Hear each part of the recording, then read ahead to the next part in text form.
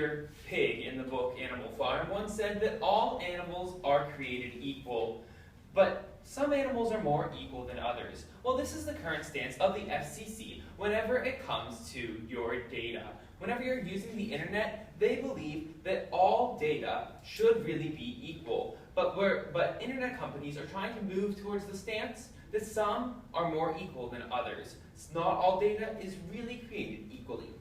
Today, we were asked, what should the FCC do about net neutrality? And we're going to be examining this in light of three whats. What is net neutrality? What is the FCC's current stance and their powers? And finally, what should they do? Let's start off with net neutrality and the things that are affecting it right now. Now, net neutrality is the idea that all data should be treated equally in two ways: cost and speed.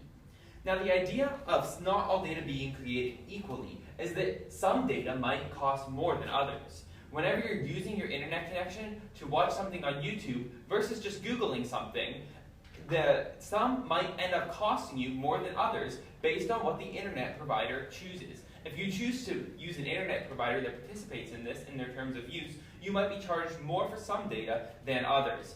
But the other type that's much more commonly spoke about is the idea of speed. Some data getting more priority than others, but you not really getting a say in it. Now, these are done through sweetheart deals between two different companies. For example, what just happened between Netflix and Comcast. According to the Associated Press on February 24th, Netflix has a third of everyone's evening bandwidth in America, meaning a third of the internet connections that go on, people are watching movies on Netflix during the evening. Now, Netflix and Comcast are working together to finally be able to provide a deal to get that Netflix information because so much of it is used to you faster. What they're doing is paying for a pipe. Now, the idea right now is that, according to the National Public Review on February 24th, that the net neutrality advocates assume that internet providers gain internet through one pipe. But if Netflix can connect directly to the service providers, every company is going to have its own pipe.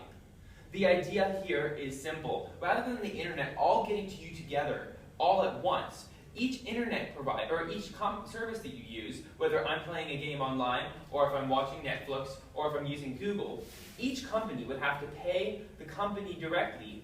Each service provider, Google or Netflix, would have to pay Comcast for its own pipe. And the more they pay, the faster that data would get to you. So the more likely you'd be willing to use Netflix over something like Amazon Prime streaming service because Netflix is paying more so the data can get to you faster. And this is the heart of the net neutrality debate. Should this be allowed? So now that we've examined what exactly net neutrality is, let's examine the FCC's current stance. Now, their old stance and their new ones have changed a little bit after the sweetheart deal between Comcast and Netflix. Now, the old stance that they had, according to the New York Times on May 20th, the stance of the FCC is significant because Wheeler has long said that peering arrangements do not fall under net neutrality. Now, those peering arrangements are what we were just talking about, each internet provider getting its own pipe. However, their new stance, taken from the same article, said that Tuesday, FCC Chairman Wheeler once said that FCC will examine paid priority agreements. So today, the FCC is now going to be examining their ability to do this and considering taking them to court. Now, the FCC lost their ability to be able to regulate net neutrality. The courts overturned that. So right now, the FCC cannot say you cannot pay for this service, or Netflix, you're not allowed to pay Comcast more for this service. Right now, they are allowed to do that. What they're trying to do is get the ability to regulate that because they lost their ability to do so. Or the courts really decided that they never really had that authority in the first place and they were using authority that they didn't really have. So since they lost that place in court, according to the National Public Review on February 24th, they're trying to come up with a new policy to see what they can regulate, see exactly what their current powers are. So now that we've seen what the FCC's stance is and what they're trying to do, we can finally come to the final question. What should happen? what should happen? What should the FCC do? Now, the answer to what the FCC should do is nothing. The FCC should not be regulating these net neutrality services. Why is it wrong for one company to be able to pay more if Amazon wants to pay more to Comcast, or Netflix wants to pay more to Comcast to be able to do that? Now, the argument that many net neutrality people make for the FCC wanting to regulate this is that you can end up paying more to some services. However, why is this a bad thing? This would increase competition in the marketplace.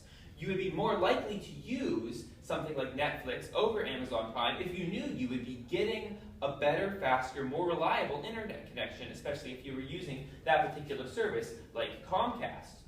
So because of that, it now provides a way for communities to compete, for different competing communities that provide the same or similar services like Netflix and Amazon Prime to be able to compete with each other. Another place that this could be beneficial is in the online gaming industry. When your game lags and your connection between the other players you're playing with goes slower, being able to pay to make sure that that data comes first and that that isn't affecting your playing experience is very enticing to many gamers, such as myself.